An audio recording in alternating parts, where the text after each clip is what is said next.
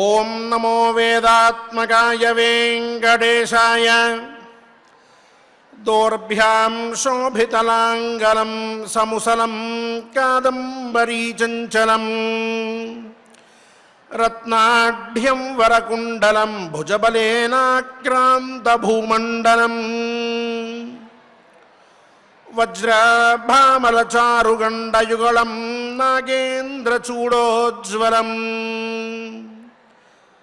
సంగ్రామే చపలం శశాంకధవళం శ్రీకామపాలం భజే. అఖిలాండ కోటి బ్రహ్మాండ నాయకుడైన అర్చావతార రూపంలో మనందరినీ కూడా నిత్యము అనుగ్రహిస్తూ ఉన్న తిరుమల క్షేత్ర నివాసి అయిన శ్రీవారి అనుగ్రహంతో మనం ధర్మ విచారాన్ని వనపర్వలో ప్రతినిత్యము కూడా ఆచరించుకుంటూ ఉన్నాం, చేస్తూ ఉన్నాం.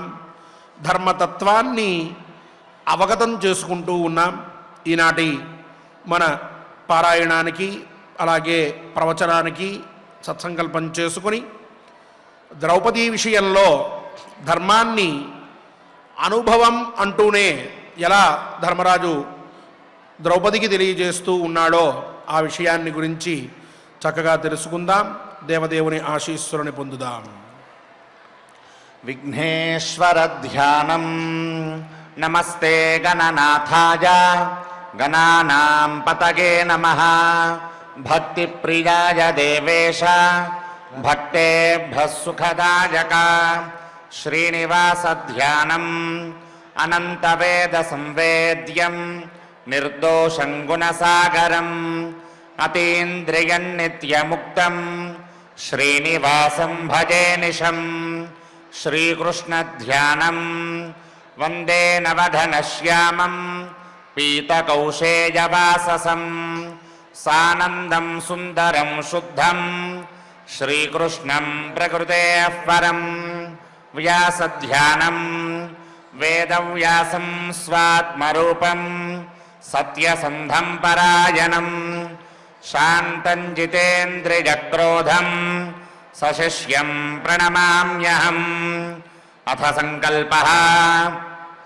శ్రీమదాదివరాహ క్షేత్రే విరాజమానస్య జగద్రక్షణార్థమవతీర్ణస్య శ్రీమదఖిలాండకోటి బ్రహ్మాండ నాయకస్య శ్రీవేంకటేశ్వర స్వామినః పరిపూర్ణానుగ్రహేణ సర్వేషాం భక్తజనానాం ఆధివ్యాధి ద్వారా ఆయురారోగ్యైశ్వర్యాభివృద్ధ్యర్థం సర్వారిష్ట నివృత్తి ద్వారా సకల శ్రేయోభివృద్ధ్యర్థం ధర్మార్థ కామ మోక్షాఖ్య చతుర్విధ పురుషార్థ సిద్ధ్యర్థం సమస్త పాపక్షయార్థం శ్రీ పరమేశ్వర ప్రీత్యర్థం శ్రీమన్మహాభారతే వనపర్వణి యథాశక్తి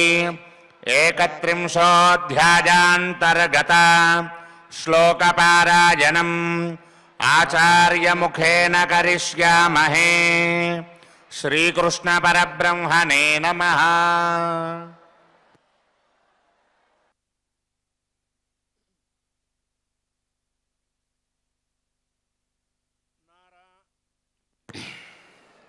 నారాయణం నమస్కృత్య నరం చైవ నరోత్తమం దేవీం సరస్వతీం వ్యాసం తతో జయముదీరయేత్.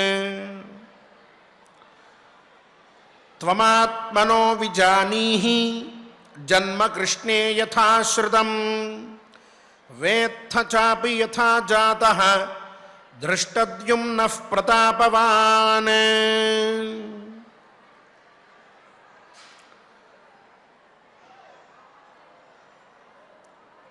ధర్మం యొక్క ఫలాన్ని తెలియజెప్పడం కోసం ధర్మరాజు అనేక మార్గాల్ని ఎంచుకున్నాడు అని మనం చెప్పుకున్నాం. ఆ ఎంచుకున్నటువంటి మార్గాల్లో ధర్మం గురించి ద్రౌపదీదేవికి చాలా వివరంగా చెప్తూ వచ్చాడు. ఇప్పుడు ద్రౌపదీదేవికి తన అనుభవాన్ని గుర్తు చేస్తూ, అంటే నీకు నువ్వు ఆలోచించుకో అని ద్రౌపదీదేవికి చెప్తూనే, అలాగే నీ సోదరుడు ధృష్టద్యుమ్నుడు ఎలా పుట్టాడో కూడా నువ్వు ఆలోచించుకో, నువ్వు తెలుసుకో. నీ జన్మ, నీ తమ్ముడైనటువంటి ధృష్టద్యుమ్నుడి జన్మ, ఈ రెండూ కూడా ఎలా జరిగినాయో, నీ సోదరుడి యొక్క జన్మ, ఆ రెండూ కూడా స్పష్టంగా నువ్వు ఒక్కసారి తెలుసుకో. అప్పుడు నీకు ఈ యొక్క ధర్మ ఫలం విషయంలో అనుమానం ఉండదు అని చెప్తూ ఉన్నాడు. సరే, ద్రౌపదీదేవి ధృష్టద్యుమ్నుడు ఇద్దరూ కూడా అగ్నికుండం నుంచి, అంటే యజ్ఞం జరుగుతూ ఉంటే ఆ యజ్ఞకుండం నుంచే ఉద్భవించారు అనేది మనందరికీ తెలుసు. ఇలా ఉద్భవించడం చేత ధర్మఫలం చాలా గొప్పదిగా కనిపిస్తూ ఉన్నది అంటున్నాడు ధర్మరాజు. ఏమిటి వాళ్ళిద్దరూ అట్లా పుట్టడం వల్ల ధర్మఫలాన్ని ఏం తెలుసుకుంటాం, ఇదెలా కుదురుతోంది అని అన్నప్పుడు, ఓ సందేహం మనకు కలిగినప్పుడు మనం కొంచెం ఒక వృత్తాంతాన్ని బాగా తెలుసుకోవాలి. తెలుసుకుంటే మనకి ఈ మాటకి, ధర్మరాజు ద్రౌపదీదేవితో మాట్లాడిన మాటకి స్పష్టమైనటువంటి అర్థం తెలిసిపోతుంది. ఈ వృత్తాంతం ఏమిటి అంటే, ఇది పంచాగ్ని విద్యని తెలిపేటటువంటి వృత్తాంతం. పంచాగ్ని విద్య అనేటటువంటిది ఉపనిషత్తుల్లో చెప్పబడినటువంటి విద్య, చాలా గొప్పది. ఈ విద్యలో మనం ఎలా తెలుసుకోవాలి ఈ విషయాన్ని అని అంటే, దీనికి కొంచెం పూర్వరంగం ఉన్నది. ఒకరోజు శ్వేతకేతువు అనేటటువంటి మహానుభావుడు ఒక రాజుగారి దగ్గరికి వెళ్ళాడు. రాజుగారి దగ్గర కొన్ని మాటలు మాట్లాడుతూ ఉన్న సందర్భంలో ఆ రాజుగారు శ్వేతకేతువు అనేటటువంటి మహానుభావుని అడిగారు, వేత్థ యథా పంచమ్యామాహుత వాపః పురుషవచసో భవంతి అని అన్నారు. ఇలా అడిగారు, శ్వేతకేతువు, నీకు 5వ ఆహుతిలో ఈ జలం అనేటటువంటిది, నీరు అనేటటువంటిది పురుషుడిగా ఎలా చెప్పబడుతోందో నీకేమన్నా తెలుసా అని అడిగారు. చాలా ఆశ్చర్యం వేసింది అతనికి. నీరు 5వ ఆహుతిలో పురుషుడిగా చెప్పబడుతోందా? ఇది ఎట్లా? నీళ్లు మామూలుగా మనం హోమంలో ఎక్కడా వేయం. ఆహుతిగా అంటే నీళ్ళని ఆహుతిగా వేస్తే, అలా 4 ఆహుతులు వేస్తే 5వ ఆహుతి పురుషుడిగా చెప్పబడుతోంది అంటున్నారు రాజుగారు. ఇదెట్లా? నీళ్ళనే మనం హోమంలో వేయమే, ఈయనేమో నీళ్ళల్లో అలా 5 సార్లుగా నీళ్లు వేస్తూ ఉంటే 5వ ఆహుతి పురుషుడు అని చెప్పి పిలువబడుతోంది అని అంటున్నారు. ఇదెట్లా అని ఆశ్చర్యం వేస్తుంది. తనకి సమాధానం తెలియకపోయేటప్పటికీ వెంటనే శ్వేతకేతువు ఏం చేశాడంటే, వాళ్ళ నాన్నగారు గౌతమ మహాముని ఆయన దగ్గరికి వెళ్ళాడు. వెళ్ళి, నాన్నగారు, రాజుగారు ఈ రకంగా ప్రశ్న వేశారు, నాకేం సమాధానం తెలియలేదు, కాస్త మీరు నాకు తెలియజెప్పండి అని అడిగాడు.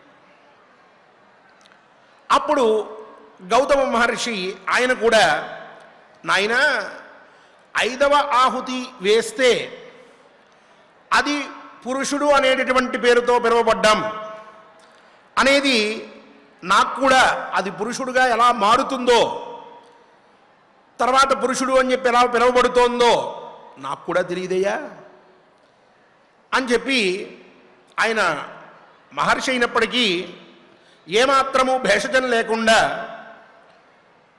పద మనిద్దరం కలిసి రాజుగారి దగ్గరికి వెళ్దాం, ఆయన ఈ విషయం గురించి ఏం చెప్తారో విందాం అని చెప్పి శ్వేతకేతువుని తీసుకుని గౌతముడు రాజుగారి దగ్గరికి వచ్చారు. ఇద్దరూ కలిసి రాజుగారిని అడిగారు. అప్పుడు ఆయన సమాధానం చెప్పడం మొదలుపెట్టారు.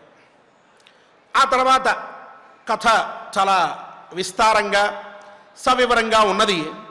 మనం సూక్ష్మంగా చెప్పుకుందాం సమయాన్ని అనుసరించి. ఇందులో ప్రధానంగా మనం బాగా గుర్తుపెట్టుకోవాల్సింది ఏంటంటే, అసలు మరణించినటువంటి ఒక పురుషుడు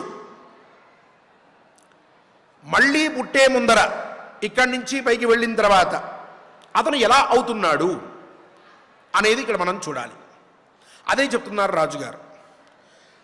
ఇక్కడ తను ప్రాణేంద్రియాలతో పాటుగా వెళ్తున్నాడా, అలాగే భూత సూక్ష్మాలు అని చెప్పి ఉంటాయి వాటితో పాటుగా వెళ్తున్నాడా అనే ప్రశ్న వచ్చింది. దానికి అక్కడ ప్రాణేంద్రియాలతో పాటుగా భూత సూక్ష్మాలతో కూడా కలిసి వెళ్తున్నాడు అనేది మనకి ఈ పంచాగ్ని విద్యలో స్పష్టంగా తెలుస్తోంది. ముందుగా మనం ఆలోచించవలసింది ఏంటంటే, ఇక్కడ 5 అగ్నులని మనం భావించాలి. ఆ 5 ఏమిటేమిటి అంటే, మొదటిది ద్యులోకం, రెండవది పర్జన్యుడు అనేటటువంటిది, వృష్టి అది కూడా అగ్ని పర్జన్యుడు, మూడవది పృథివీ అంటే భూమి, నాలుగవది పురుషుడు, ఐదవది స్త్రీ. ఈ 5గురిని కూడా 5 అగ్నులుగా మనం భావించాలి ముందు.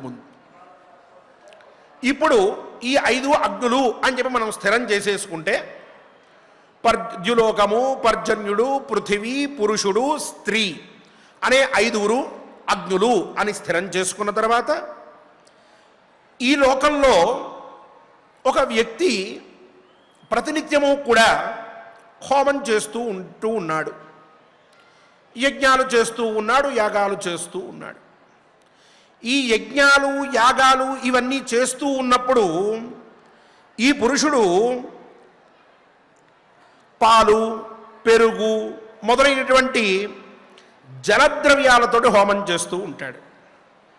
యజ్ఞంలో చాలా చోట్ల పాలతో హోమం చెయ్యమని, పెరుగుతో హోమం చెయ్యమని మనకు కనిపిస్తూ ఉంటుంది, హోమం చేస్తూ ఉంటాం కూడా. అందువల్ల ఈ జలద్రవ్యాలతోటి ఈయన ముందుగా హోమం చేస్తూ ఉన్నాడు అని మనం స్థిరం చేసుకోవాలి. ఇలా హోమం చేసి చేసి చేసి చేసి అయి చాలా రోజుల పాటు హోమాలు చేసిన తర్వాత కాలాంతరంలో ఇక్కడ జలమయమే కాబట్టి ఇవన్నీ కూడా నీళ్లతో పాటుగా ఉన్నటువంటివే కాబట్టి వాటి ప్రకృతి ద్రవ్యం నీళ్లుగానే ఉంటుంది కాబట్టి ఆ జలమంతా కూడా ఈ ఎవరైతే హోమం చేసినటువంటి వ్యక్తి ఉన్నారో అతన్ని చేరుతుంది. అలా చేరినటువంటి అది ఈ యజమాని ఇక్కడి నుంచి మరణించిన తరువాత అతనితో పాటుగా అది ద్యులోకానికి వెళ్తూ ఉన్నది. ఆ ద్యులోకం అనేటటువంటిది అగ్ని అని మనం ముందే చెప్పుకున్నాం. ఈ భూత సూక్ష్మాలు అనేటువంటివివే. ఈ భూత సూక్ష్మాలతో పాటుగా అంటే ఈ జలంతో పాటుగా ఇంకా కొన్ని ఉంటాయి. ప్రాణేంద్రియములతో పాటు ఈ భూత సూక్ష్మాలు అనేటువంటి ఈ జలము మొదలైనటువంటి వాటిల్లో ప్రధానంగా జలం అని అనుకుందాం. ఆ జలంతో పాటుగా ఇవి ద్యులోకం అనేటువంటి దగ్గరికి చేరతాయి. అది ఒక అగ్ని అని మనం అనుకున్నాం. ఆ అగ్నిలో శ్రద్ధ అనేటటువంటిది ఆహుతిగా మారుతుంది.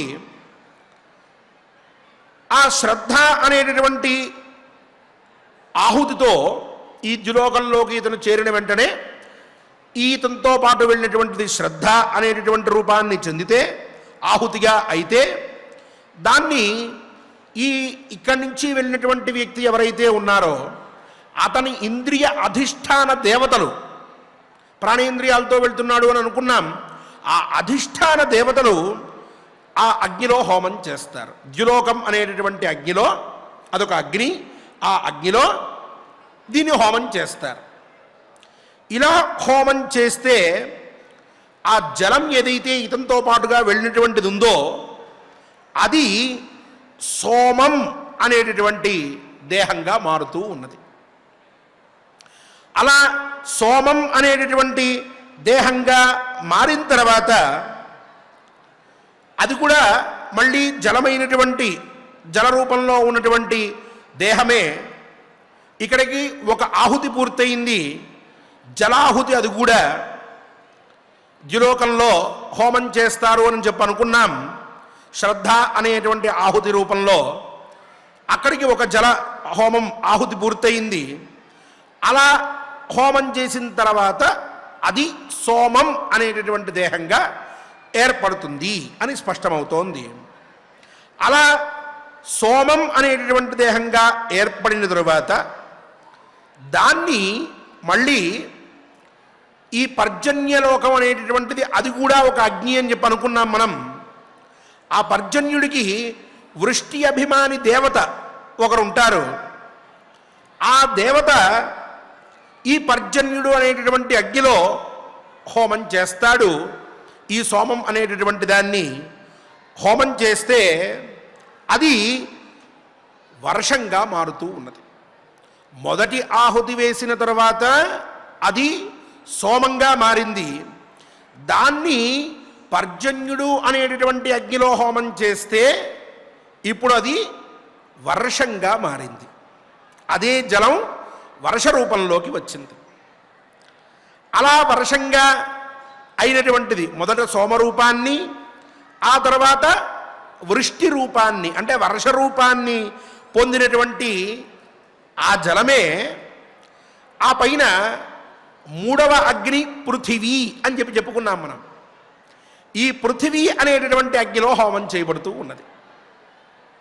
అలా పృథివీ అనేటటువంటి అగ్నిలో హోమం చేయబడితే అది మళ్ళీ వ్రీహి యవాది అన్న రూపంలోకి మారుతూ ఉన్నది.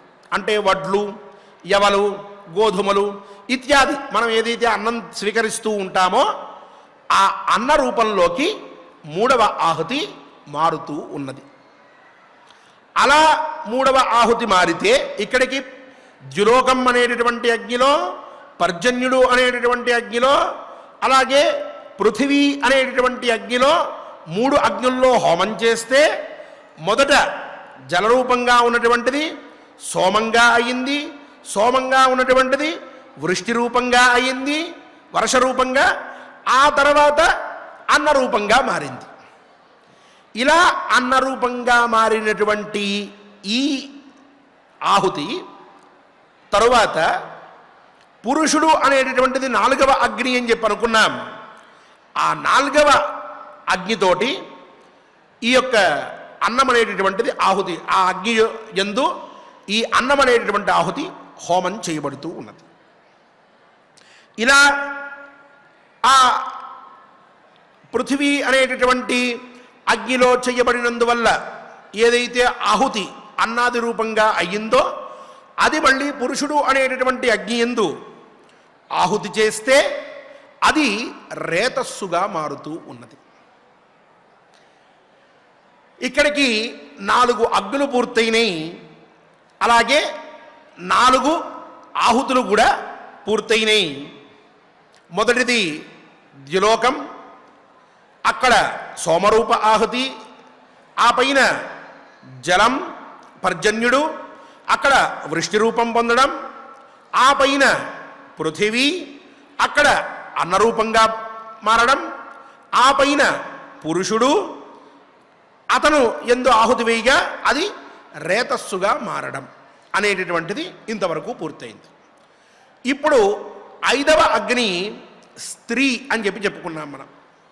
ఆ స్త్రీ అనేటటువంటి అగ్ని యందు ఈ రేతస్సు అనేటటువంటిది హోమం చేస్తే పురుషుడు అనేటటువంటి వాడు ఉద్భవిస్తూ ఉన్నాడు. అంటే 5వ ఆహుతి ఇది. 5వ ఆహుతిని హోమం చెయ్యగా, అంటే రేతస్సు అనేటటువంటి దాన్ని స్త్రీ అనేటటువంటి అగ్నియందు హోమం చెయ్యగా, అంటే ఉంచగా పురుషుడు అనేటటువంటి వాడు పుడుతూ ఉన్నాడు. ఇదే 5వ ఆహుతిని హోమం చేస్తే ఈ జలం పురుషుడిగా పిలువబడుతూ ఉన్నది అనేటటువంటి దానికి సాక్షాత్తుగా స్పష్టంగా శృతి యందు ఉపనిషత్తునందు చెప్పినటువంటి క్రమం. ఇలా 5వ ఆహుతిని హోమం చేస్తే పురుషుడుగా అవుతున్నాడు. జలాన్ని, ఇదంతా కూడా జలమే, ఈ జలమే ఇన్ని రూపాలుగా మారుతూ ఉన్నది. ఇతను ఇక్కడ హోమం చేస్తే ఏదైతే హోమం చేసినటువంటి ఈ పాలు పెరుగు లాంటి జలముని ఇక్కడ హోమం చేయగా అది అతన్ని చేరుతోందో, అదే మళ్ళీ పైలోకంలో ఆయా అగ్నుల యందు హోమం చేయబడగా అది మళ్ళీ కిందకి అన్న రూపంలో వచ్చి అది పురుషుడు తిని అతని శరీరంలో అది రేతస్సుగా మారి అది స్త్రీ యందు ఉంచగా అక్కడ పురుషుడు అనేటటువంటి వాడు పుడుతూ ఉన్నాడు. 5వ ఆహుతి పురుషుడు అని చెప్పి పంచమ్య ఆహుతౌ ఆపహ పురుషవచసో భవంతి అంటే ఇదే అని చెప్పి ప్రవాహనుడు అనేటటువంటి మహానుభావుడు రాజు ఈ గౌతముడికి శ్వేతకేతువుకి ఇద్దరికీ కూడా వివరించారు. ఇప్పుడు ఇలా ఈ పురుష రూపంలో అయినటువంటి ఆహుతి కొన్ని రోజుల పాటు గర్భ అవస్థ అనేటటువంటిది ఏదైతే ఉన్నదో ఆ అవస్థ పూర్తవగా కొంతకాలానికి గర్భవాసం అనేటటువంటిది పూర్తయితే ఆ పైన 9 మాసాలు గడిచిన తర్వాత శిశువుగా ఈ లోకంలోకి వస్తూ ఉన్నది. ఇది మామూలుగా మొత్తం ఈ యొక్క సృష్టి క్రమానికి మనకి తెలియజెప్తూ ఉన్నటువంటి అర్థం. ఇప్పుడు ఇక్కడ ఈ విషయాన్ని మనం ఇంకో విధంగా కూడా ఆలోచించాలి. అగ్నౌ ప్రాస్తాహుతి సమ్యక్ ఆదిత్యం ఉపతిష్టతే ఆదిత్యా జాయతే వృష్టి వృష్టేరన్నం తతః ప్రజాః అని చెప్పి ఇంకొక విశేషం కూడా ఉన్నది. దీంట్లో మనం జాగ్రత్తగా ఆలోచిస్తే అగ్నౌ ప్రాస్తాహుతి సమ్యక్, అగ్ని యందు వెయ్యబడినటువంటి ఆహుతి ఏదైతే ఉన్నదో అది ధూమరూపంలో ఆదిత్యం ఉపతిష్టతే, ఆదిత్యుడి దగ్గరికి వెళ్ళి చేరుతూ ఉన్నది. ఆదిత్యా జాయతే వృష్టి, ఆ ధూమరూపంలో ఉన్నటువంటిది సూర్యుణ్ణి చెందిన తరువాత అక్కడ కొంత పరిణామక్రమం అయ్యి మేఘరూపంగా ఉండి ఆ మేఘం మళ్ళీ కొన్ని రోజులుగా వర్షిస్తే అక్కడి నుంచి వృష్టి అనేటటువంటిది అంటే వర్షం అనేటటువంటిది మనందరికీ కూడా కలుగుతూ ఉన్నది. ఆదిత్యా జాయతే వృష్టి, ఆ పైన వృష్టేరన్నం తతః ప్రజాః, ఆ వర్షం అనేటటువంటిది పడితే అది అన్నంగా మారుతూ ఉన్నది. భూలోకంలో అన్న సమృద్ధంతా కలుగుతూనే ఉంటుంది. ఇది మనందరికీ తెలిసినటువంటి విషయమే. ఆ పైన ఆ అన్నాన్ని మనం తినడం వల్ల సంతానం అనేటటువంటిది ఏర్పడుతూ ఉన్నది. అంటే హోమమునందు మనం వేసేటటువంటి ఆహుతి సూర్యుణ్ణి పొంది వర్షరూపంగా మారి అది మళ్ళీ కిందకి వచ్చి ఇక్కడ అన్న సమృద్ధి జరిగి ఆ పైన ఆ అన్నాన్ని మనం తినడం వల్ల సంతానం అనేటటువంటిది కలుగుతూ ఉన్నది. ఇంతవరకు స్పష్టంగా మనకు అర్థమవుతూ ఉంది. ఇప్పుడు ఈ ప్రపంచంలో ఉండేటటువంటి ఈ ప్రాణులన్నీ ఎలా పుడుతున్నాయి అనంటే ఇప్పుడు మనం చెప్పుకున్నటువంటి ఈ 2 విధాలుగా పుడుతున్నాయి అని మనం అర్థం చేసుకోవచ్చు. ఒకటేమో ఇతఃపూర్వం చెప్పుకున్నట్లుగా మనం యజ్ఞంలో వేసేటటువంటి పాలు పెరుగు ఇట్లాంటి జలద్రవ్యములన్నీ కూడా అవి ఈ యజమానుని పొంది ఇతంతో పాటుగా ప్రయాణం చేసి అక్కడ ఆయా అగ్నుల్లో హోమం చెయ్యబడితే ఆ పైన మళ్ళీ అవి భూలోకానికి వచ్చి ఇక్కడి నుంచి పురుషుడు యందు సుప్రతిష్ఠితములై ఆ పైన స్త్రీ ద్వారా ప్రాణి అనేటటువంటిది ఉద్భవిస్తోంది అని మనకి ఉత్పత్తి క్రమం అనేటువంటిది ఒకటి అర్థమైంది. ఇది పంచాగ్ని విద్య అని చెప్పినటువంటి దాంట్లో వివరించబడి ఉన్నటువంటిది ఉపనిషత్తులో. రెండవది ధర్మశాస్త్రంలో మనకి అగ్నౌ ప్రాస్తాహుతి సమ్యగాదిత్యముపదిశ్యతే అని చెప్పి ఇక్కడ వేసినటువంటి అన్నద్రవ్యం ద్వారానే ప్రజ అంటే లోకంలో ఉండేటటువంటి అందరూ కూడా ఉద్భవిస్తూ ఉన్నారు అని చెప్పి మనకి తెలుస్తూ ఉన్నది. ఈ విధంగా రెండు విషయాలుగా మనకి ఒక ప్రజ అంటే సంతానం అనేటటువంటిది కలుగుతూ ఉన్నది అని స్పష్టమవుతూ ఉన్నది. అయితే ఇక్కడ మనం స్పష్టంగా ఆలోచిస్తే ఈ రెండిట్లో కూడా పంచాగ్ని విద్యలో చెప్పినటువంటి ఉత్పత్తి క్రమంలో కానీ లేక ఈ అగ్ని యందు వేసినటువంటి ఆహుతి సూర్యుడి వరకు వెళ్ళి అక్కడ చేరి అక్కడి నుంచి మేఘరూపమై వర్షించి ఇలా చెప్పుకున్న ఈ ఉత్పత్తి క్రమంలో కానీ రెండిట్లో ఏ విధంగా అయినా సరే అది చివరికి పురుషుణ్ణి పొందవలసినదే, పురుషుడి ద్వారా స్త్రీకి చేరవలసినదే, స్త్రీ యందు 9 నెలల పాటు అక్కడ గర్భముందు ఉండవలసినదే, ఆ గర్భంలో వాసం పూర్తయిన తరువాత ప్రాణి రూపంలో ఈ భూమికి రావాల్సిందే. ఇది ప్రతి ఒక్కరికి సహజమైనటువంటి విషయం. దీని నుంచి ఎవరు తప్పించుకోలేరు. వారు ఎవరైనా కావచ్చు, ఈ భూలోకంలో పుట్టేటటువంటి ప్రతి ఒక్కరికి కూడా చివరికి మహానుభావులైనటువంటి వారికి కూడా ఇది తప్పనటువంటిది. ఎవరైనా ఇలా ఉన్నటువంటి వాళ్ళే. శ్రీరామచంద్రుడిని తీసుకోండి, ఇంకోరిని తీసుకోండి, ఇంకోరిని తీసుకోండి, వాళ్ళందరికీ ఇది ఎవరికైనా సరే సహజమైనటువంటిదే. ఇక దీన్ని మనం కొంచెం వివరించుకుంటే ఈ గర్భవాసము, ఎందుకు గర్భవాసం గురించి మనం చెప్పుకుంటున్నాం అనేది కొంచెం మనం వివరించి ఆలోచిస్తే శాస్త్రంలో, ధర్మశాస్త్రంలో ఏం చెప్తారంటే వైజికం గార్భికం చైన ద్విజానాం అపమృజ్యతే అని చెప్తూ ఉంటారు. అంటే పుట్టినటువంటి ప్రతి ఒక్కరికి కూడా 2 దోషములు కలుగుతున్నాయి అని చెప్పారు. ఏమిటండి ఆ దోషాలు? మనం అందరం కూడా సమానం, దాంట్లో మనందరికీ ఈ 2 దోషాలు కలుగుతూనే ఉంటాయి. ఏమిటి అంటే మొదటి దోషం గార్భిక దోషము అన్నారు. రెండవ దోషం వైజిక దోషము అని చెప్పారు. అంటే మన మహర్షులు చాలా కీన్ అబ్జర్వేషన్ అంటూ ఉంటామే, ఆ విధంగా చాలా లోతుగా పరిశీలించి పుట్టేటటువంటి ప్రతి వ్యక్తి ఎలా పుడుతున్నాడు అన్నప్పుడు వాళ్ళు బాగా ఆలోచించి వాళ్ళల్లో ఇగో ఈ 2 చిన్న దోషములు అనేటువంటివి ఉంటూనే ఉంటాయి అని నిర్ధారించారు. ఏమిటి ఈ వైజిక దోషం అంటే ఏమిటి, గార్భిక దోషం అంటే ఏమిటి అంటే, గార్భిక దోషము అని అంటే గర్భ సంబంధమైనటువంటి దోషము అని అర్థం. వైజిక దోషము అని అంటే బీజ సంబంధమైన దోషము అని అర్థం. ఈ 2 దోషములు ప్రతి ఒక్కరికి కలుగుతాయి అన్నారు. ఎలా కలుగుతాయి? ఇప్పుడు మనం ఆ పైన ప్రశ్న వేసుకోవాలి. వేసుకుంటే ఈ గార్భిక దోషము అనేటటువంటిది మనకి బాగా అర్థం అవ్వాలి అంటే మనం గరుడ పురాణం కూడా వెళ్ళాలి, మనకంత సమయం లేదు కాబట్టి అక్కడ ఉన్నటువంటి సారం చెప్పుకుందాం.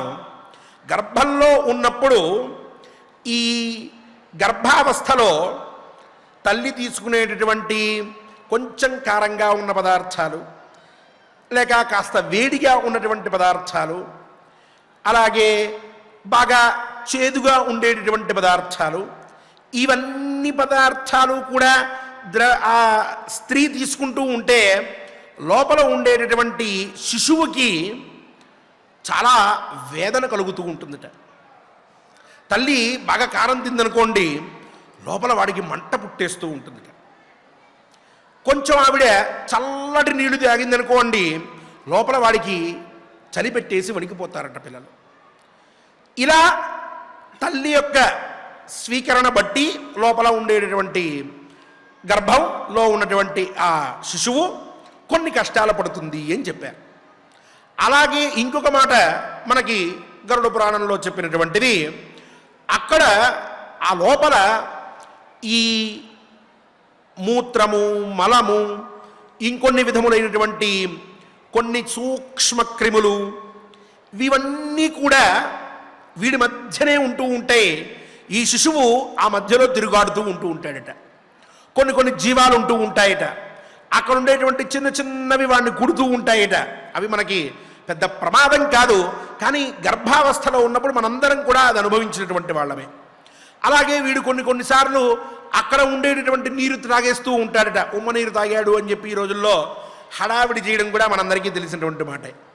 ఇవన్నీ చేయడం వల్ల ఆ మాతృగర్భంలో ఉండేటటువంటి ఆ మల మూత్ర ఇత్యాది ద్రవ్యముల మధ్య జీవనం కొనసాగించడం అనేటటువంటిది ఒక జీవికి అత్యంత కష్టమైనటువంటి అవస్థ అని చెప్పారు.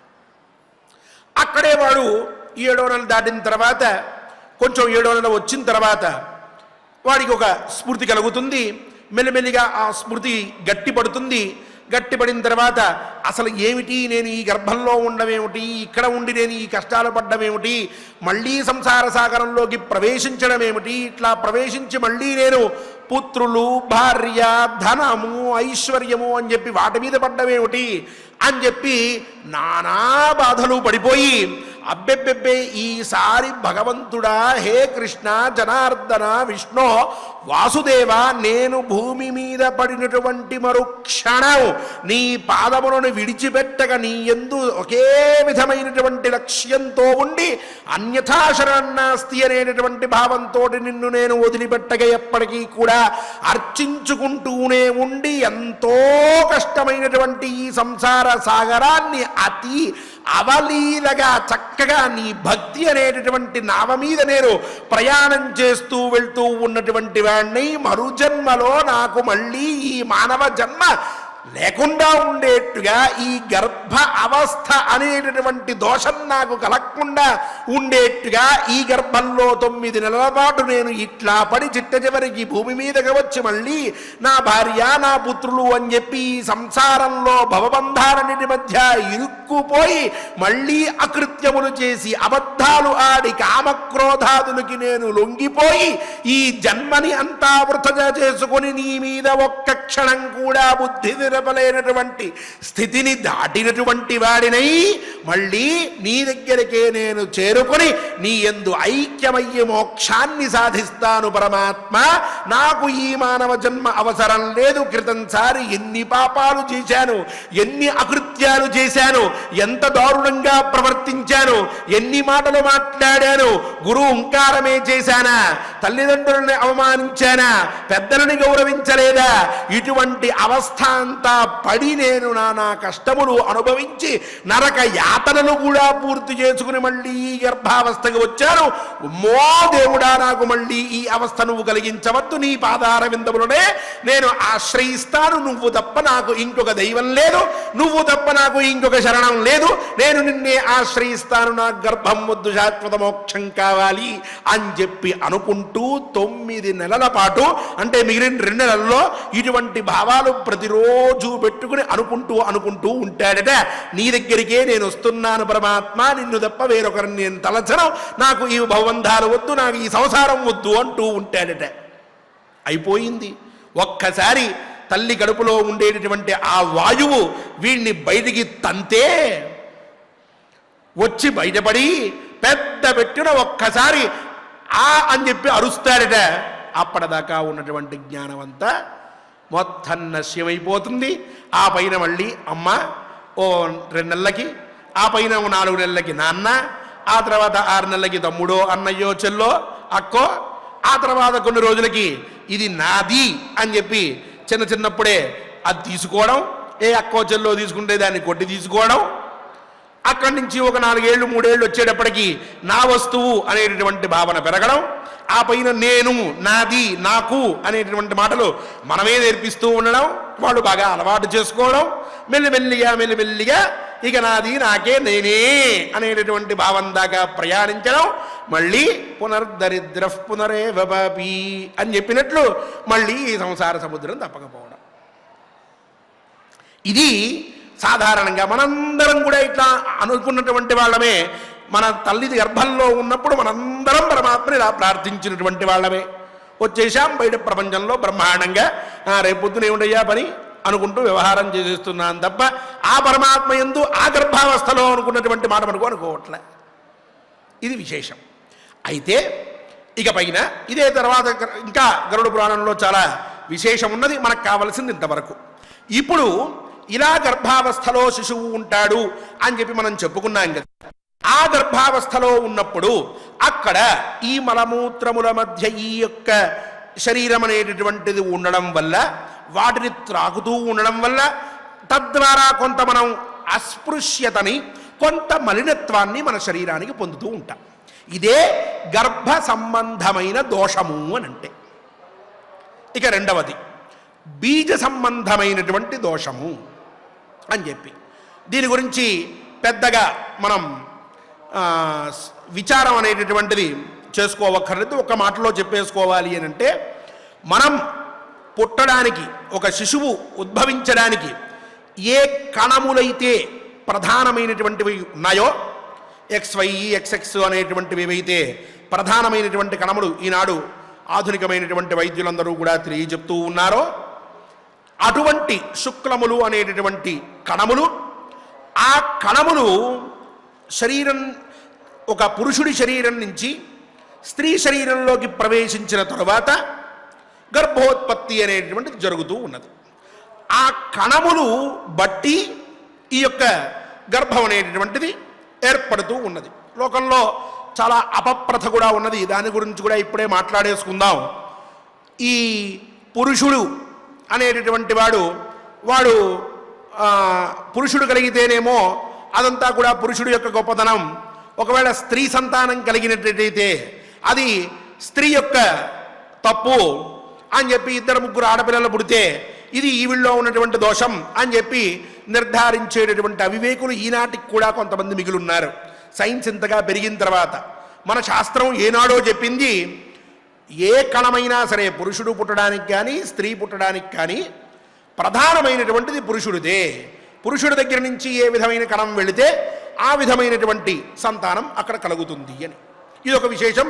పుమాన్ పుంసోధికే శుక్లే స్త్రీ భవత్యధికే స్త్రియా అని చెప్పి స్పష్టంగా ధర్మశాస్త్రంలో విశదీకరించి ఉన్నారు కొన్ని వేల సంవత్సరాల క్రితమే. ఇక ఈ సందర్భంలో మనం బాగా గమనించవలసింది, ఆ కణములు అనేటటువంటివి స్వభావంగానే అశుచిగా ఉండేటటువంటి కణాలు. ఆ కణములని ఆధారం చేసుకునే గర్భం అనేటటువంటిది ఉద్భవిస్తూ ఉన్నది. కాబట్టి ఈ కణములు అస్పృశ్యములు కాబట్టి దీని నుంచి వచ్చినటువంటి దానికి కొంత అస్పృశ్యత అనేటటువంటిది ఉంటుంది అని చెప్పారు. ఇలా గార్భిక దోషం, రెండవది ఇప్పుడు మనం చెప్పుకున్నది బైజిక దోషం. ఈ రెండూ కూడా ప్రతి ఒక్కరికి ఉంటూనే ఉంటాయి. మరి ఏం చేయాలి ఇవన్నీ పోవాలంటే? అంటే ఏం లేదు, చక్కగా పుట్టిన తర్వాత జాతకర్మ, నామకరణం, అన్నప్రాశనం, చౌలం ఇవన్నీ మనం చేసుకుంటూ ఉన్నామే. ఇవన్నీ ఎందుకు చేసుకోవాలి అంటే, అగో నాయన ఆ దోషాలు పోవాలంటే ఇగో ఈ సంస్కారాలు చెప్పినటువంటి కాలంలో చెప్పినట్లుగా చేసుకోండి. చేసుకుంటే మీకు ఈ గార్భిక బైజిక దోషాలు రెండూ పోతాయి అని చెప్పి మన యొక్క మహర్షులు మనకు ఉపదేశించారు. ఏదో చౌలం చేసుకోవడం అంటే కేవలం పెరిగినటువంటి జుట్టుని మొత్తం కత్తిరించేయడం అనే అర్థం కాదు. అన్నప్రాశనం అంటే 6వ నెలలో అన్నం పెట్టడమనే అర్థం కాదు. నామకరణం అంటే పేరు పెట్టడం అనే అర్థం కాదు. అవి ప్రధానమైనటువంటి ఫలితాలుగా మనకి పై కనిపిస్తూ ఉన్నా, దాంతోపాటుగా ప్రధానంగా ఇంకా చెప్పబడినటువంటి ఫలితాలు ఏమిటి అంటే, ఇగో ఈ గార్భిక బైజిక దోష నివృత్తి అనేటటువంటిది ఉంటుంది. అంటే ఈ రెండు కూడా దోషాలు పోతాయి. అందుకని చెప్పి వాళ్ళకి, పుట్టినటువంటి వాళ్ళకి 11వ రోజున నామకరణం చేయండి, 6వ నెలలో అన్నప్రాశనం చేయండి, 3వ సంవత్సరంలో లేదు కొంతమందికి సంప్రదాయం ప్రకారం 1వ సంవత్సరంలో వాళ్ళకి చౌలం చెయ్యండి, అంటే పుట్టు వెంట్రుకలు తీయడం అనేటటువంటిది చెయ్యండి అని చెప్పి శాస్త్రం చెప్పుకుంటూ వచ్చింది. ఇలా ఈ 2 దోషాలు అనేటువంటివి ఏర్పడుతున్నాయని మనం ఇప్పటిదాకా సిద్ధం చేసుకున్నాం. అసలు ఈ మాటలకిన్ను మన యొక్క కథలో ఉన్నటువంటి విషయానికి సంబంధం ఏమిటి అనంటే, ధర్మరాజు చెప్తూ ఉన్నాడు ద్రౌపదీదేవికి, ద్రౌపది, ఇలా ఈ గర్భవాసం అనేటటువంటిది ఉందే, అది కష్టతరమైనటువంటిది, సకల ప్రాణికి సామాన్యమైనటువంటి విషయం. కానీ నువ్వు సాక్షాత్తు యజ్ఞకుండం నుంచి పుట్టావు. ఎలా పుట్టావు? పుణ్యాతిశయం ఉండడం వల్ల పుట్టావు. నీకు ఇప్పుడు ఈ అగ్నౌ ప్రాస్తాహుతి సమ్యక్ ఆదిత్యముపతిష్టతే అని చెప్పి మనం ఇందాక యజ్ఞంలో ఒక ఆహుతి వేస్తే ఆ ఆహుతి ద్వారా ఇది సూర్యమండలం దాకా వెళ్ళి అక్కడి నుంచి అన్నం అనే వృష్టి అనేటువంటిది కురిసి తద్వారా అన్నం అనేటువంటిది ఏర్పడి అది పురుషుడు తిని పురుషుడి ద్వారా అది సంతానంగా మారుతోంది అని చెప్పి ఈ క్రమంలో కానీ, లేక పంచాగ్ని విద్య అని చెప్పి చెప్పుకున్నటువంటి ద్యులోకము, పర్జన్యుడు, పృథివీ, పురుషుడు, స్త్రీ అనేటటువంటి 5 అగ్నులని కూడా శ్రద్ధ, అలాగే సోమ ఇత్యాది రూపంగా మనం ఆహుతులుగా అనుకుని చెప్పి చివరికి పురుషుడి దగ్గర నుంచి రేతస్సు అనేటటువంటి ఆహుతి స్త్రీ యందు ఉంచడం వల్ల 9 నెలల గర్భ అనంతరం పురుషుడు పుడతాడు అనేటటువంటిది. కానీ ఈ 2 క్రమాల్లో కూడా, అంటే ఒక ప్రాణి పుట్టాలి అని అంటే ఈ 2 విధానాలే చెప్పబడి ఉన్నాయి. ఈ 2 విధానాలుగా కూడా ఏ ప్రాణైనా సరే జన్మించవలసిందే. కానీ నువ్వు మటుకు సాక్షాత్తుగా అగ్నికుండం నుంచి ఉద్భవించావు అనంటే, సామాన్యంగా మానవుడుగా పుట్టడం అనేటటువంటిదే పరమ పుణ్యమైనటువంటి విషయం. జంతువునాం నరజన్మ దుర్లభం అని చెప్పింది కూడా అదే. మనిషిగా పుట్టడం అనేటటువంటిదే ఎంతో పుణ్యం ఉంటే గాని జరగదు అని చెప్పి ఓ పక్క శృతులు స్మృతులు ఇవన్నీ కూడా చెప్తూ ఉంటే, నువ్వు అంతకంటే కూడా పుణ్యాతిశయంతో ఇంకా గొప్ప పుణ్య విశేషం నీ యందు ఉండడం వల్ల, నీ తమ్ముడి యందు ఉండడం వల్ల మీ ఇద్దరూ కూడా ఈ గర్భవాసం అనేటటువంటి దుఃఖాన్ని పొందక, అలాగే ఈ పరిణామ క్రమంలో చెప్పినటువంటి విధానికి ఎక్కడికి కూడా మీరు అందుకోక సాక్షాత్తుగా యజ్ఞకొండం నుంచి ఇద్దరూ కూడా పుట్టి ఉన్నారు అనంటే, మీరు పూర్వం చేసినటువంటి ధర్మ ఫలం అనేటటువంటిది మీ యందు ఎంత పుణ్య విశేషంగా మారి మీ ఇంద్రియాలకి కూడా కారణమైందో అర్థం చేసుకో. కాబట్టి నువ్వు నన్ను ధర్మ ఫలం ఏమిటి అని అడుగుతున్నావు. ఇంతకంటే నీకు ధర్మ ఫలం గురించి నేనేం తెలియజెప్పాలి? ఇది కాదా ధర్మఫలం అంటే? నీ యొక్క జన్మ ఎలా వచ్చింది, నువ్వు ఎలా పుట్టాలి, అసలు చెప్పినటువంటి వేదము చెప్పినటువంటిది లేక స్మృతులు చెప్పినటువంటి క్రమంలో నువ్వు ఈ 2 ఉత్పత్తి మార్గాల్లో ఏదో విధంగా ఓ సంతానంగా పుట్టవలసినటువంటి దానివి సాక్షాత్తుగా యజ్ఞకుండం నుంచి సశరీరంగా అలా బయటికి వచ్చావు అనంటే ఎంత విశేషం ఉండాలి, ఎంత పుణ్యాతిశయం ఉండాలి. దానివల్ల కదా నువ్వు ఈ విధంగా వచ్చావు అని చెప్పి ద్రౌపదీదేవికి నీ జన్మ వృత్తాంతం ఒకసారి నువ్వు మళ్ళీ గుర్తు తెచ్చుకో. నువ్వు ఎలా పుట్టావో నువ్వు ఒకసారి గుర్తు తెచ్చుకో. అప్పుడు ధర్మం యొక్క ఫలం గురించి నీకు స్పష్టమవుతుంది అని వివరించాడు ధర్మరాజు ఈ విషయంలో. ఇక్కడే మనం మొన్న ద్రోణుడికి కొంచెం ఆయనకి పుణ్య విశేషం ఉండడం వల్ల గర్భవాసం అనేటటువంటిది లేదు అని చెప్పుకున్నాం. ఆ మాట కూడా చెప్పుకుని ఈనాటి మన యొక్క ఈ విచారాన్ని పూర్తి చేసుకుందాం. ద్రోణుడు ఆయన మహానుభావుడు, భరద్వాజ పుత్రుడు. ఒకనాడు భరద్వాజుడు ఒక నదిలో స్నానం చేస్తూ ఉంటే అక్కడికే దగ్గరికి అప్సరస వచ్చి ఉన్నది. ఈయన చూశాడు. ఆవిడ వెళ్తూ ఉంటే ఆవిడ మీద బాగా కోరిక కలిగింది ఈయనకి. ఆ పైన వెంటనే ఇందాక మనం చెప్పుకున్నటువంటి కణములు ఏవైతే ఉంటాయో అవి బయటికి వచ్చి పడినాయి. వాటన్నిటినీ తీసుకున్నాడు ఈయన. తీసుకుని జాగ్రత్తగా ఒక కుండలో పెట్టాడు.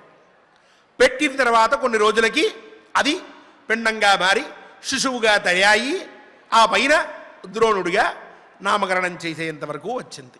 అంటే ఈ ద్రోణుడికి కూడా పుణ్య విశేషం ఉండడం వల్ల, ద్రౌపదీ ధృష్టద్యుమ్నుడిద్దరికీ కూడా పుణ్యాతిశయం ఉండడం వల్ల వాళ్ళకి అసలు ఈ మనం చెప్పుకున్నటువంటి ఉత్పత్తి క్రమంలో పురుషుడి నుంచి స్త్రీ, ఆ తర్వాత గర్భము అవేవీ లేవు. ద్రోణుడికి పుణ్య విశేషం ఉండడం వల్ల పురుషుడి దాకా వచ్చాగాడు ఆయన. స్త్రీ అనేటటువంటి ఆహుతికి వెళ్ళలా. పురుషుడి నుంచే ఒక కుండలో పెట్టడం వల్ల, కుండ అంటే ద్రోణం అంటాం మనం, ఆ ద్రోణిలో పెట్టి ఉంది కాబట్టి ఈ యొక్క పిండము ద్రోణి నుంచి పుట్టినటువంటి వాడు, అంటే కుండ నుంచి పుట్టినటువంటి వాడు కాబట్టి కుంభ సంభవుడు అనేటువంటి విధంగా.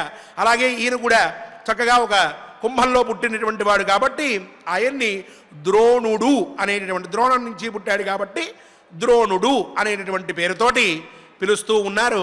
ఆయన గొప్పవాడు. ఆయనకి ఈ గర్భవాసం అనేటటువంటిది లేదు. మిగతా అన్నీ వచ్చినాయి ఆయనకి. మనం చెప్పుకున్నటువంటి ఉత్పత్తి క్రమంలో అన్నీ వచ్చినాయి. పురుషుడి దాకా వచ్చిన తర్వాత ఆయన ద్రోణంలో ఉద్భవించడం అనేటువంటిది జరిగింది. వీళ్ళిద్దరూ మాత్రం పురుషుడి దగ్గరకు కూడా రాలేదు. వీళ్ళకి ఇవేవీ లేవు. సాక్షాత్తుగా యజ్ఞకొండం నుంచి వీళ్ళిద్దరూ కూడా ఉద్భవించడం అనేటటువంటిది ఏర్పడింది. అందువల్ల పుణ్యాతిశయం అనేటటువంటిది మీలో ఉన్నది గుర్తుంచుకో అని చెప్పి, అందుకే తత్ర గర్భవాసాఖ్య రేతోద్రవ్యక పంచమ్యాహుత్యవస్థ అత్యంత దుఃఖమయీ పుణ్యవశాత్ ద్రోణస్య నాసీత్ ద్రౌపదీ ధృష్టద్యుమ్నయోస్తు అతి పుణ్యవశాత్ రేతో రూప మల పరిణామహేతు అన్నాహుతురపి నాస్తి అని చెప్పి చాలా చక్కగా సాక్షాత్ అగ్నిగుండోద్భవత్వాత్ అని చెప్పి వ్యాఖ్యాకారులు కూడా అత్యద్భుతంగా ఈ విషయాన్ని ఇక్కడ వివరించారు. సాక్షాత్తుగా ఆ విషయాన్ని అతి స్పష్టంగా అత్యంత సంక్షిప్తంగా త్వమాత్మనో విజానీహి జన్మకృష్ణే యథాశ్రుతం, నీకు నువ్వే తెలుసుకో నీ జన్మ ఎలా కలిగింది అనేటువంటిది. వేత్తజాపి యథాజాత ధృష్టద్యుమ్న ప్రతాపవాన్ అని చెప్పి ధృష్టద్యుమ్నుడు కూడా ఎట్లా పుట్టాడు అనేటువంటిది ఒకసారి నువ్వు గుర్తు తెచ్చుకో, తెలుసుకో. ప్రతాపవంతుడు మహానుభావుడు ధృష్టద్యుమ్నుడు కూడా మీ ఇద్దరి యొక్క జన్మ కూడా పుణ్యవశం వల్లే జరిగింది. ఆ పుణ్యం ఎక్కడి నుంచి వచ్చిందంటే ధర్మాన్ని ఆచరించడం వల్ల. మీ ఇద్దరు ధర్మాచరణ చేశారు కాబట్టే ఇగో ఇలా పుట్టారు, కాబట్టి ధర్మానికి ఫలితం ఉన్నది అని చెప్పి అనుభవం విషయం కూడా ద్రౌపదీదేవికి తెలియజెప్పి నీ అనుభవంలో నువ్వు తెలుసుకో అని చెప్పి ఒక మాట అన్నాడు ధర్మరాజు. ఆ పైన ఇంకొన్ని విషయాలు చెప్తూ దేవగుహ్యములు అంటే దేవ రహస్యములు అంటే ఏమిటి అనేటువంటి వాటిని ఆ పైన ఆవిడికి వివరించబోతూ ఉన్నాడు. రేపటి కథాశ్రవణంలో మనందరం కూడా ఆ విషయాన్ని శ్రద్ధగా విందాం. ఈనాటి ఈ శ్లోకాన్ని చక్కగా పారాయణ చేసుకుని ధర్మ విషయక చర్చని చేస్తూ ఉన్నటువంటి మనందరికీ కూడా ధర్మాభివృద్ధిని చేసేటటువంటి ధర్మమూర్తి అయిన శ్రీనివాస స్వామి వారు ఇతోధికమైనటువంటి ఫలాల్ని ఇచ్చుగాక, మనల్ని రక్షించుగాక.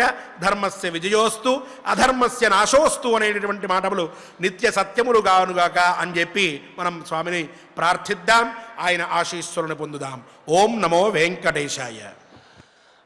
ఓం నమో వెంకటేశాయ.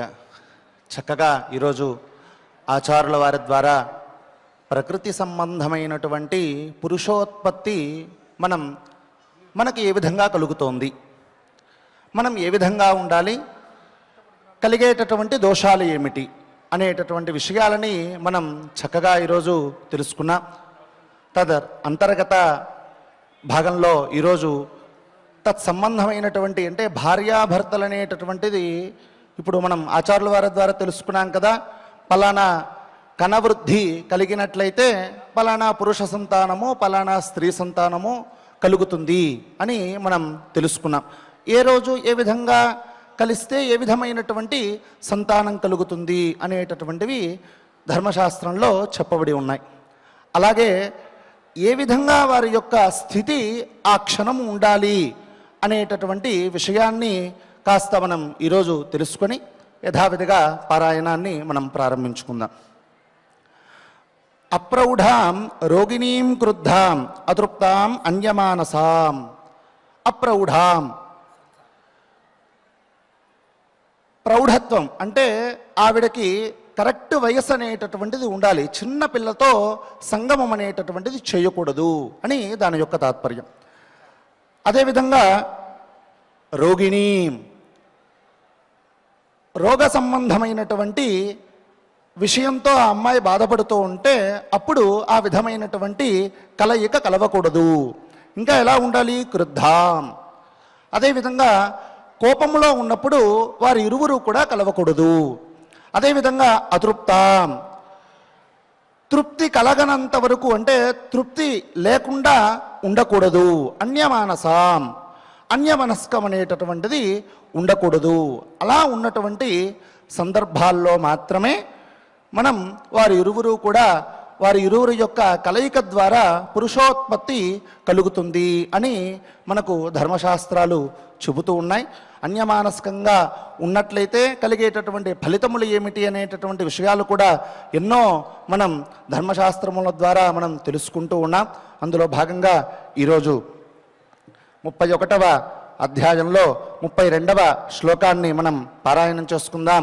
స్వామివారి యొక్క అనుగ్రహాన్ని పొందుదాం.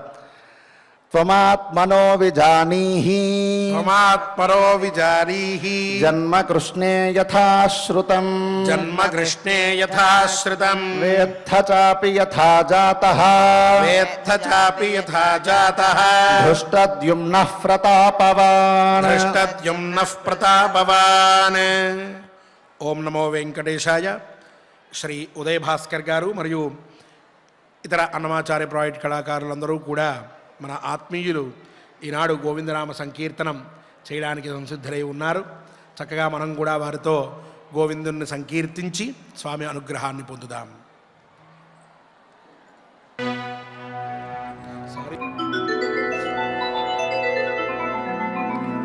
వెంకటరమణ గోవింద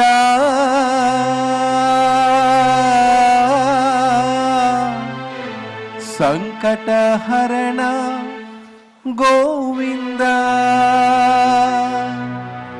గోవింద హరి గోవింద వెంకటరమణ గోవింద శ్రీనివాస శ్రీ వెంకటేశ గోవింద భక్తవత్సల గోవింద భాగవత ప్రియ గోవింద నిత్య నిర్మల గోవింద నీలమేఘ శ్యామ గోవింద పురాణ పురుష గోవింద పుండరీకాక్ష గోవింద నందనందన గోవింద నవనీత చోర గోవింద పశుపాలక శ్రీ గోవింద పాప విమోచన గోవింద దుష్ట సంహార గోవింద దురిత నివారణ గోవింద శిష్ట పరిపాలక గోవింద కష్ట నివారణ గోవింద గోవింద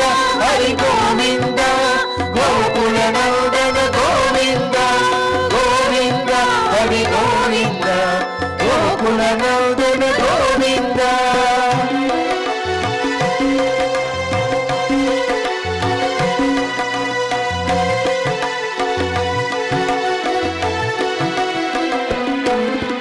వజ్రమకుటధర గోవింద వరాహమూర్తి గోవింద గోపీ జనలోల గోవింద గోవర్ధనోద్ధార గోవింద దశరథ నందన గోవింద దశముఖమర్దన గోవింద పక్షి వాహన గోవింద పాండవ ప్రియ గోవింద మత్స్య కూర్మ గోవింద మధుసూదన హరి వరాహ నరసింహ వామన భృగురామ బలరామానుజ బౌద్ధ కల్కిధర వేణుగాన ప్రియ వెంకటరమణ గోవింద హరి గోవింద గోకుల నందన గోవింద గోవింద హరి గోవింద గోకుల నందన గోవింద.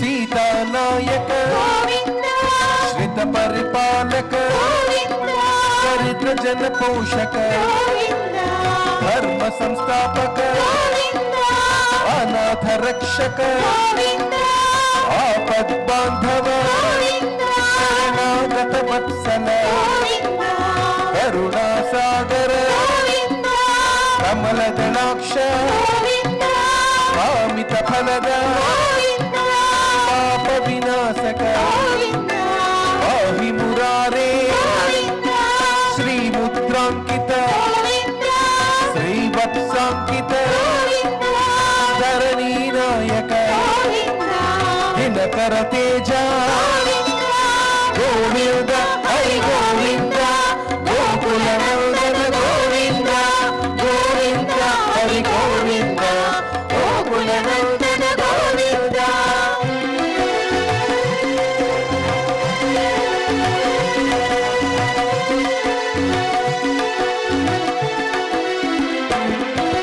ಪದ್ಮಾವತಿ ಪ್ರಿಯ ಪ್ರಸನ್ನ ಮೂರ್ತಿ ಅಭಯಹಸ್ತ ಅಕ್ಷಯ ವರದ ಶಂಖ ಚಕ್ರಧರ ಸಾಂಗ ಗದಾಧರ ವಿರಜಾತಿರಸ್ಥ ವಿರೋಧಿ ಮರ್ಧನ ಸಾಲ ಗ್ರಾಮಧರ ಸಹಸ್ರರಾಮ ಲಕ್ಷ್ಮೀ ವಲ್ಲಭ ಲಕ್ಷ್ಮಣಾಗ್ರಜ ಕಸ್ತೂರಿ ತಿಲಕ ಕಾಂಚನಾಂಬರಧರ ಗರುಡ ವಾಹನ ಗಜರಾಜ ರಕ್ಷಕ ಗೋವಿಂದ ಹರಿ ಗೋವಿಂದ ಗೋಕುಲ ನಂದನ ಗೋವಿಂದ ಗೋವಿಂದ ಹರಿ ಗೋವಿಂದ ಗೋಕುಲ ನಂದನ ಗೋವಿಂದ.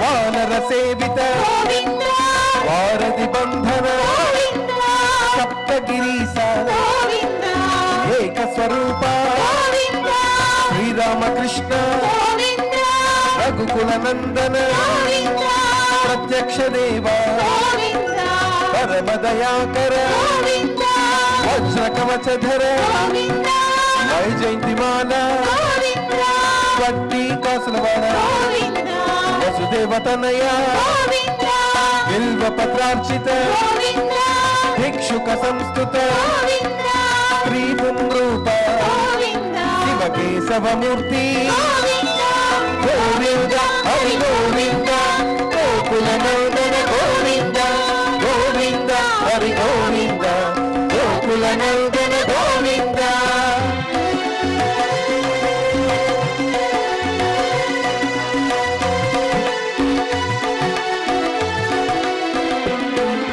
ಬ್ರಹ್ಮಾಂಡ ರೂಪ ಭಕ್ತ ರಕ್ಷಕ ನಿತ್ಯ ಕಲ್ಯಾಣ ನೀರಜನಾಭ ಅಭಿರಾಮ ಪ್ರಿಯ ಹರಿ ಸರ್ವೋತ್ತಮ ಜನಾರ್ದನ ಮೂರ್ತಿ ಜಗತ್ಸಾಕ್ಷಿ ರೂಪ ಅಭಿಷೇಕ ಪ್ರಿಯ ಅಪನಿವಾರಣ ರತ್ನ ಕಿರೀಟ ರಾಮಾನುಜನುತ ಸ್ವಯಂ ಪ್ರಕಾಶ ಆಶ್ರಿತ ಪಕ್ಷ ನಿತ್ಯ ಶುಭಪ್ರದ ನಿಖಿಲ ಲೋಕೇಶ ಗೋವಿಂದ ಹರಿ ಗೋವಿಂದ ಗೋಕುಲ ನಂದನ ಗೋವಿಂದ ಗೋವಿಂದ ಹರಿ ಗೋವಿಂದ ಗೋಕುಲ ನಂದನ ಗೋವಿಂದ.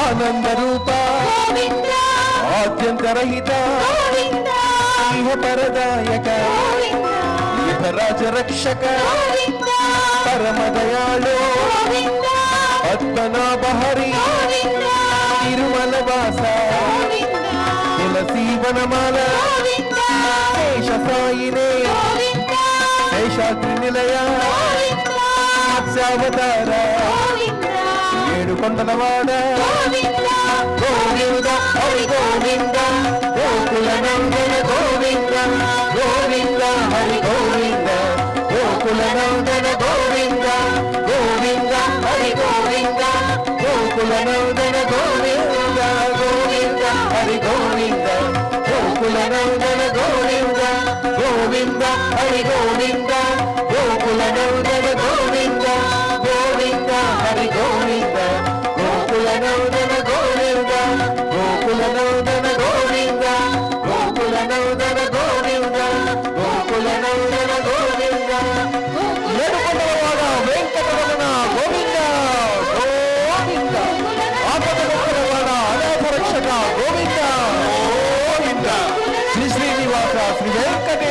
గోవింద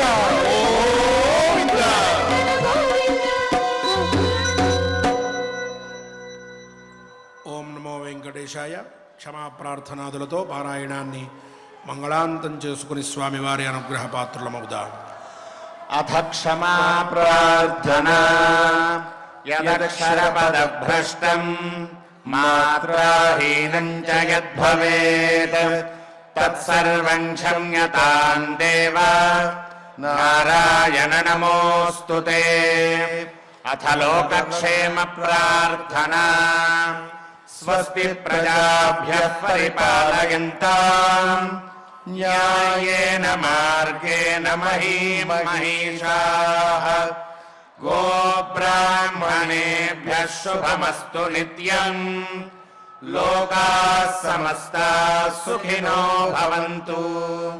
అథ భగవత్సమర్పణం కాయేన వాచా మనసేంద్రియైర్వా బుద్ధ్యాత్మనా వా ప్రకృతే స్వభావాత్ కరోమి యద్యత్ సకలం పరస్మై నారాయణాయేతి సమర్పయామి. అథ మంగళం శ్రియః కాంతాయ కళ్యాణ నిధయే నిధయేర్దినాం శ్రీవేంకట నివాసాయ శ్రీనివాసాయ మంగళం.